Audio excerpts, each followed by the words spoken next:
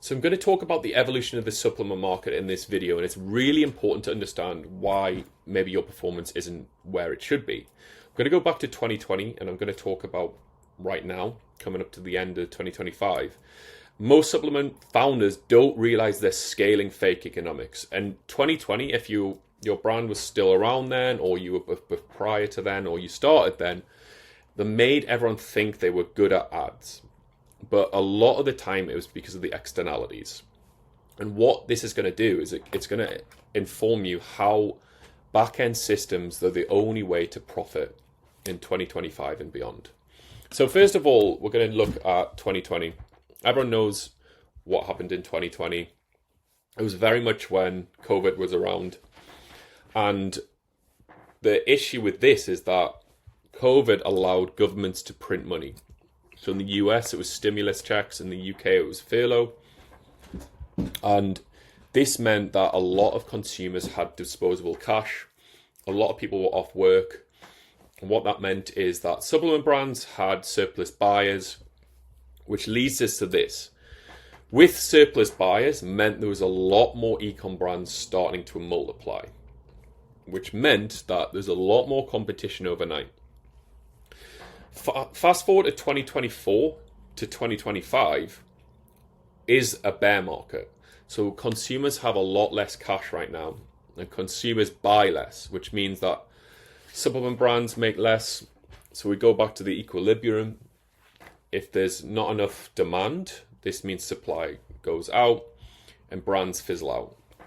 And the only way to learn and the only way to win right now is to focus on the back-end systems.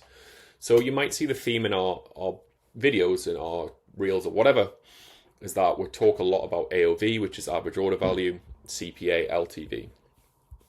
So the problem with this is that if you're just paying to acquire a customer and they don't come back, you're only making Facebook richer. And this could work on TikTok, Google, whatever platforms you're using right now.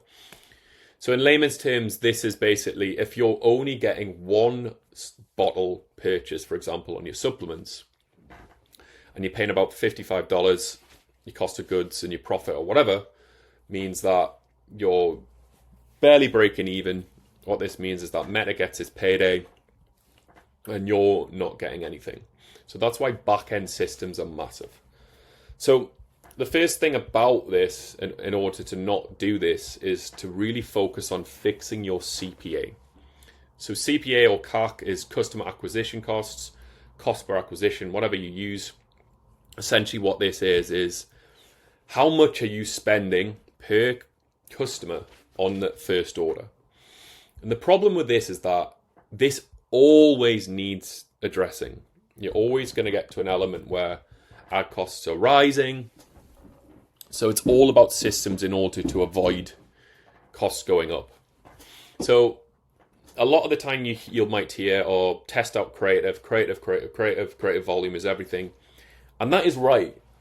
Brands that are doing really well test a lot of creative. So make sure to test a set amount of creative per week. It's based on budget. The more budget you have, the better amount of creative you can do. We work with companies that do 10 to 20 per day. You might be in an element where you could do 5 to 10 per week. So what I'm trying to say is, like, in order to reduce your CAC, you need to have a constant refresh of creatives, because you don't want to rely on past winners to prop your account up, because they have a short life. And it's a real eye-opener, because you might think these are going to rely, or these are going to work for the longevity.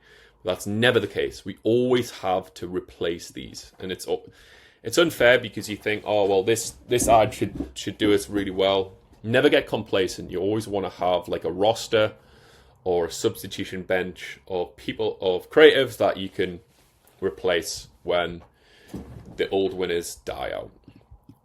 So a lot of the times we focus on creative, and creatives like Spouted, if you're on Twitter, LinkedIn, wherever you get your content on marketing, is everyone's all about testing creative. But a lot of the times there's massive movers on testing your landing page per month. So we like to do a rule of thumb on 2 variations of your landing page per month. So what I mean by variations is you could change the headline, you can change the image, it could be a before and after shot, you can change the product benefits. But what I'm trying to say is you change one bit of your landing page twice per month. And what that's going to do is it's going to really help your conversion rate, which essentially fixes your ad costs.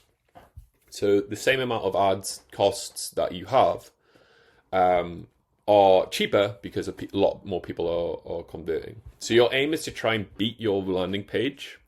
And if you give it 2 goes to try and beat it every month, you're going to be in a great stead.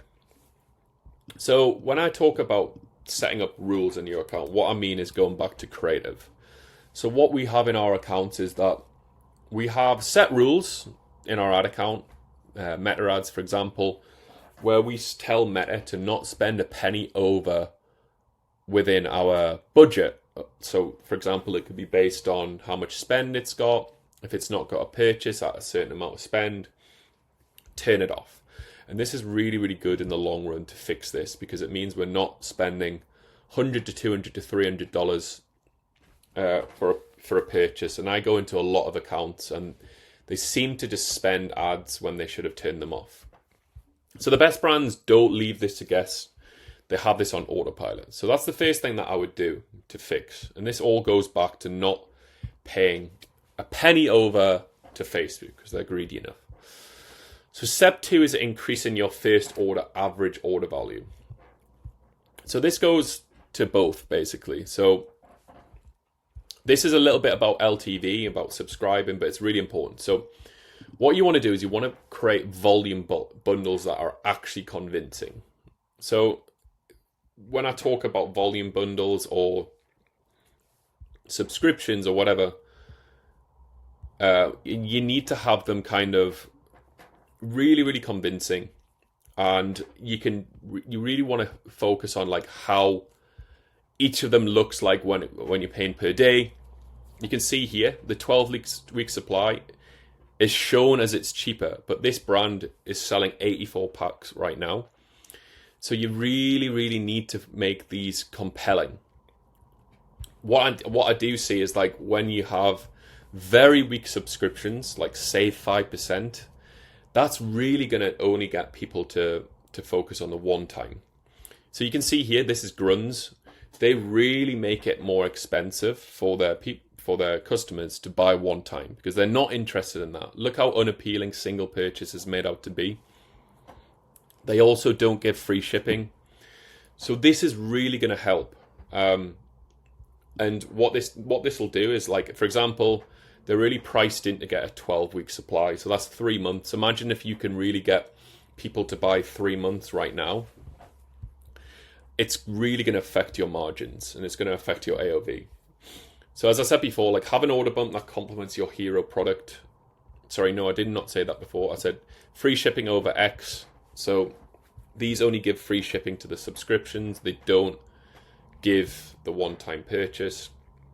Another thing as well is like have an order bump that complements your hero product as well. So Athletic Greens do this really, really well. So they have canisters, they have gym bags, they have vitamin D3 and K2. Shakers. You might not be at the stage where you can have a full SKU list of products. It could be really simple. It could be like additional kind of like cross sells that you have, like different products that kind of supplement or complement rather. It doesn't need to be kind of like this real like merchandise element. But what I'm trying to say is, like, if you have a single subscription or whatever, you need to kind of up the AOV. So moving back to this, I've talked a little bit into step 2 with this kind of merged between them, but you want to basically turn buyers into repeat customers. Apologies, I've talked about this on step 2, but it's super, super important. And it's all about the element of incentive. You can see here, decompartmentalizing down to the day is extremely important because psychologically that seems super, super cheap. So I'm thinking in my head, if it's per day, this is $1.60 per day to make me feel great.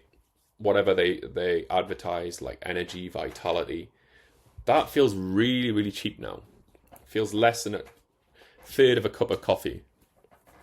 And that's what you need to do. You need to focus on the price at its smallest amount. So as well, you need to focus on your post-purchase flow, your email flows, having like this particular element of win backs as well. If they cancel automations, how are you going to focus on getting people back? So really incentivizes subscription over single bottles as well. So step 4 is all about repeating the machine. So unfortunately, like what I'm trying to say is like, with this in mind, it's never been more important to have back-end focus on operations and systems. And unfortunately, we'd be extremely rich if this only happened once. But these are all about systems, and you need to kind of systemize all of these. Like I'm trying to say at the start, like testing a certain amount of weekly creative, testing 2 variations of your landing page per month, testing out different pricing elements. It's all got to be really like clockwork, and you need to always try and improve, because at one point what works could be made redundant. Some of your competition might be a little bit more on the ball. So yeah, repeating the machine is how you scale. The hard part is the planning and the testing. Ironically, scaling is the easy part when you know how. So you've got, for example, your winning variation of your landing page. You've got 5 winners. What you actually do is that this is the easy part. And the aim of the game is just to try and get as many winners into this machine. But you always have to replenish the winners. You never get complacent. And you always keep replacing old winning creative landing page and new offers. So yeah, that's it. So what we basically have, if you're not already in this, is we have a 6-day bootcamp, and it's only $47. It's a one-time payment. And what we're going to show you is all these steps and how to fix your constraints and scale profitably. So if you want to make money on the first order and you want to get supplement subscribers fast, you want to turn first sales into profit, you want to fix retention without discounts, you want to make ads that actually scale, you want to stay ahead of meta restrictions. And we've got case studies and we've worked with brands that are scaling past 10 million plus. So if you want to have a look at that, take a look in the link in the bio. And if you like what you see, subscribe and like. And if you like anything else, we've got tons of videos on creative, testing, messaging in our YouTube channel. So yeah, thank you for looking, and we'll see you in the next video.